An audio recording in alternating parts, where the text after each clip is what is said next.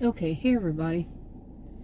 And in this video, I'm going to talk about I have an appointment about this thing. And when people say things like, what you put out in the world, if you put out all these positive vibes, then positive things will happen. Do you always believe everything people tell you? Because that to me is a load of BS. Seriously, I'm a social and behavioral scientist. That's a bunch of BS. There's people telling you what you want to hear, and they want other people to spread it around. And believe me, other people will spread it around. You know, they think that it makes them sound so intelligent, so wise. But no, it's somebody who's putting it out there, and they may just be hoping that's what it is. If you put out positive vibes, positive thoughts, and you think that way and all that. It's kind of like not think about reality. For some people, it's reality. Like this with the doctor, okay?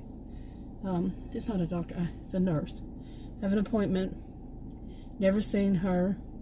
And most of my providers are male. It's just what I am referred to. And, and I don't know who all they are. I look them up on their, I read the reviews, and and I can tell you, people will say, I don't believe those reviews because anybody can write them. Well, guess what? Anybody can write those positive reviews also. So how about the long stories people write, and then you go to that doctor and you go, that's exactly what that person said. Or you had your own experience, which happens to me.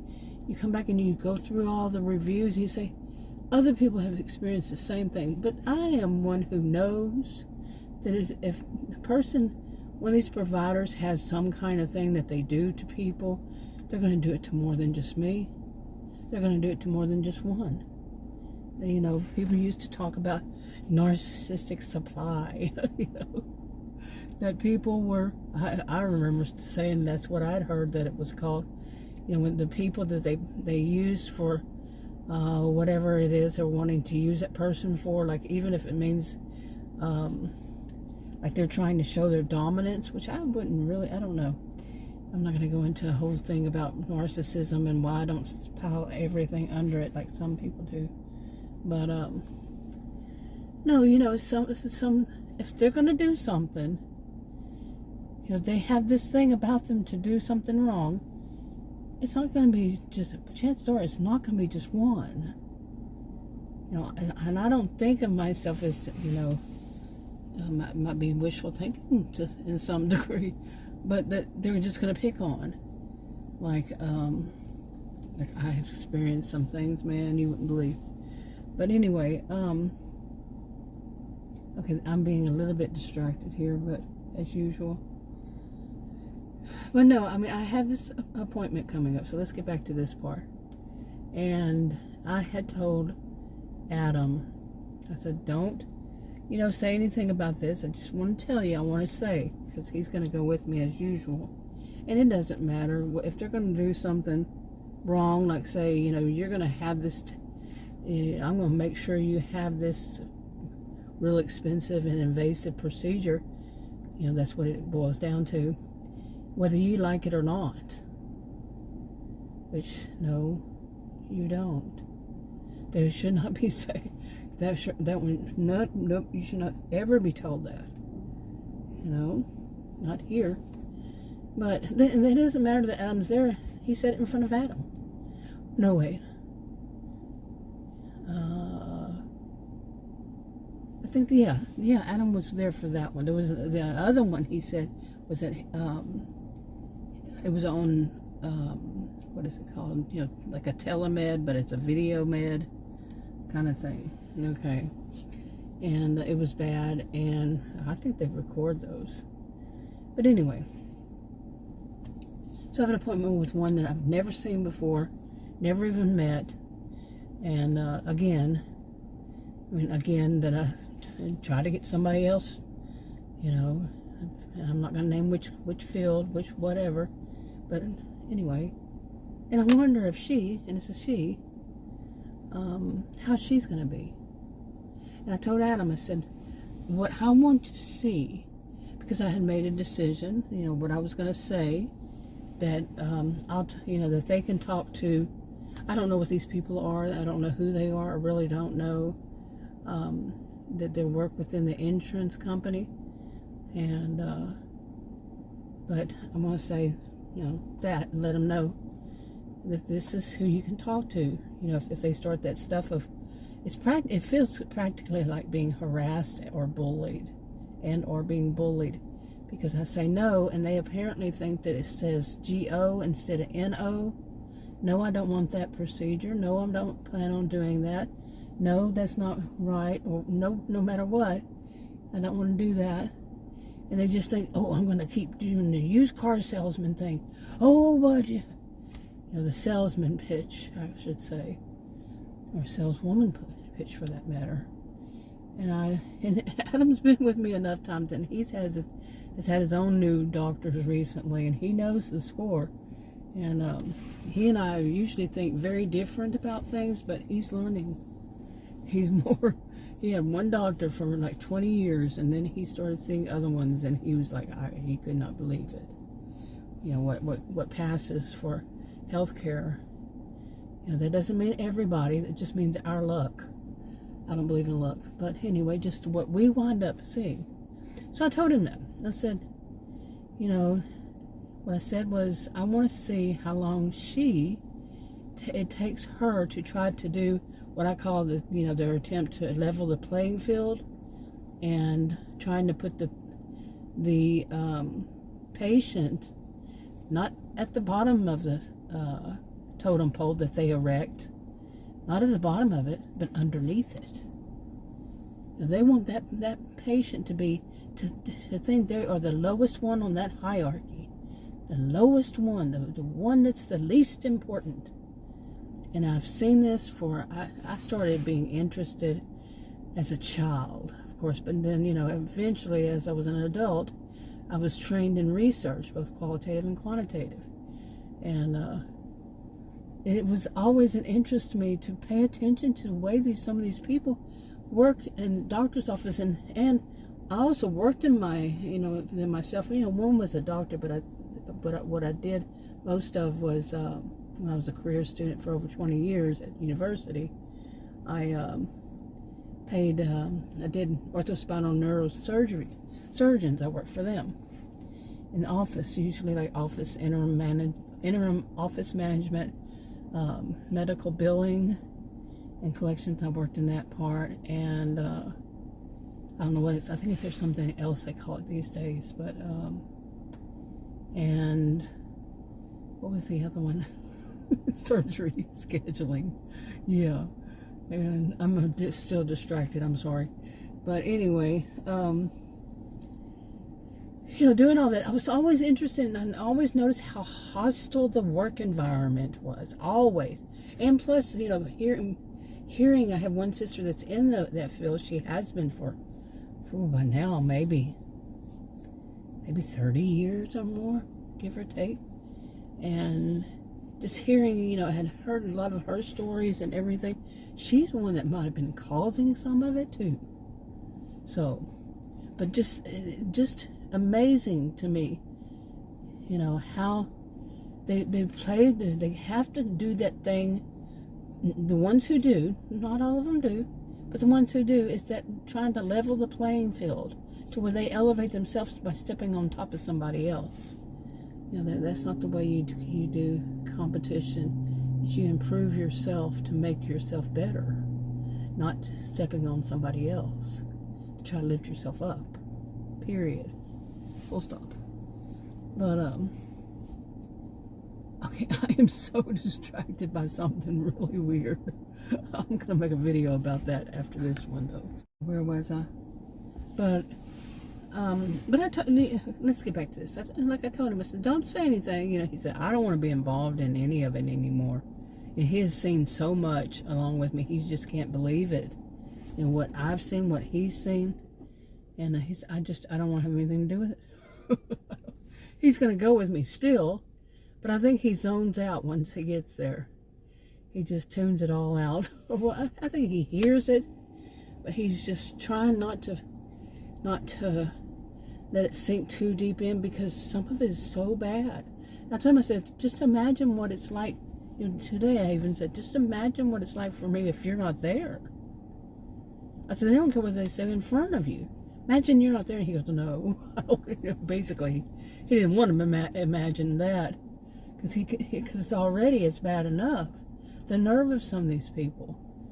But anyway, I told Adam, I said, that's what I think that she's gonna do, is she's going to, this new provider, she's going to try to immediately level the playing field. It'll be like immediate, by saying, I'll say, well, and that, if she tries that sales pitch thing, I'll just say, well, you can speak to this, whatever corporate person. And I tell you, like I told Adam, that she'll probably say, well, you're going to need to give me her name and phone number, and you're going to need to, she's going to try to give me a job. You see? And some of you might think, well, that's nothing. No. These are people who write notes and put them in the chart, the digital chart. So everybody in their system can read them. And it's not somebody just in network, it's in their system. Okay? So she should be able to do it herself. But I'm going to tell you this. I really think she will try something like that to give me a job. I'm the patient. I'm the one who employs them for a service that they perform. I'm not. That does not make me, apparently in their heads, it makes me the employee. No, you're wrong. I am the one who employs, so that in that sense, I am the employer. Okay, even the doctor. Man, you try to say that to one of them. I haven't yet. But can you imagine the explosion? Because all of that, the ones who do this, now not all of them do, not all of them are narcissistic, or they're, so egotistical, that they think of themselves as the highest person on the planet. I've run across this type. Not all of them. I only talk about the ones that are bad. Sometimes I have 2 doctors I really appreciate. I really do. I really do like them. And they're in that system. They tell me flat out. Well, one of them tells me flat out how he sees it. And he's not thrilled with them either. Okay. He saw right off the bat, oh, no. Twice. Okay, 2 different things at least. And no, there was actually a third one too. Okay, he sees it. And the other one, he's just a nice guy. He's kind of young to me, but he's nice. He doesn't cause any kind of like, it just seems like they have to play that hostile work environment. He does not do that. I feel for him, because his staff, they're not up to par. I haven't found one that it is, honestly. And I've actually had one, the nurse told me and Adam, sitting right there, she said, she told him, and he was there for me, and she said, yeah, make sure to send me when you send, he had said something, she said, yeah, make sure when you send, leave a message for me to go through the portal, or I'll never get it. Okay, they know their staff. Well, maybe you need to have staff that are well trained and not have them do so many jobs. Seriously, these things used to be divided up, like the person in the front desk was the front desk person. It's not like the front desk person is going to be also doing this and that and the other, and is going to be doing, so many jobs, and then that's too many jobs for one person. When are they going to be able to think? Anyway, so that's what I told him, that I can see that she's going to try that level in the playing field real fast. And I could be using the wrong expression now that I think about it, but no, that's kind of how it feels. They want to make sure I think my explanation I came up with, the whole thing of putting me on the underneath, like they do anybody underneath the totem pole they erect. In truth, the way we use totem poles, putting the person on the bottom is not right. The least, important person on the bottom, that's just all messed up. There's differences even. So anyway, still, but culturally here, quite a few think of you person that's lowest on the totem pole is the least important. They want it even more, like I keep saying. They want me underneath. People that, you're not coming into our territory and acting like you are somebody. We're going to make sure you know that even the people who go to school for 4 to 6 weeks, 4 to 8 weeks, and brag about it, that's all they did, and they have important jobs, and they brag about how they fast-tracked into something so important and then turn around and cause problems. They're higher than you. That's the ones who do this. None of them do this. Yeah. So we'll see. I mean, if it's not that, it's going to be something. I just get this feeling, and some, like I was start off, some people would say, well, it's what you put out there. No, no. I've already said what I have to say about that. But I also know that I've said this so many times, it's so much easier. It's so easier to say, oh, they're not going to do anything. It's just to excuse it off. It's so much easier. It really is. And for some people, it's so much, I know that it would be easier if I just, there's nothing going on. It's totally wishful thinking and totally turning a blind eye to it. Totally ignoring the truth, the reality. The reality can often suck big time. Okay? It can actually be this. And believe me, I want to go to see a doctor and not have any problems. And like I said, I have two. I've had several doctors. Like I said, recently I got a letter from one. I had actually told her staff, it's not you, but this is like the third, or I don't know how many times this has happened. She's fired. The woman said, I understand. Believe me, I understand. Like that. Okay. So I had fired her and got a letter from some network. It was with a network and a, what do they call it? Associates. 2 different places. Put it in one letter saying that, along the line of that, they appreciate what she did while she was there. Anything that she, actually did that was good. They didn't put it in those terms, but then it said, and they wish her well for the rest of her life, that kind of thing. I read those. I've seen those. I've heard those. It's just standard.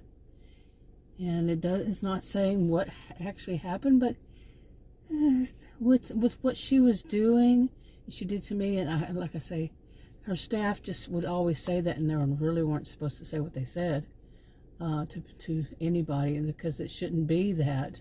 It shouldn't be that she was doing that at all. It's against the rules, kind of thing. But she basically got fired. She got asked to leave. She got, I don't know how you would say it, thrown out of these, these associates. She's no longer with them because they said no thank you. And the network, she's not going to be in their network at all. Whatever it is, however it works, I don't know. I don't really care to know. But, I just want to go to the doctor, get what needs to be done, and go home. That's it. I don't want any big drama, but there's always drama. Not always, but most often there's somebody in that thing that system that wants to cause drama. It has to be, and I have said that for many years. There's always that one, and we used to say there's always at least that one. I've never had it not happen.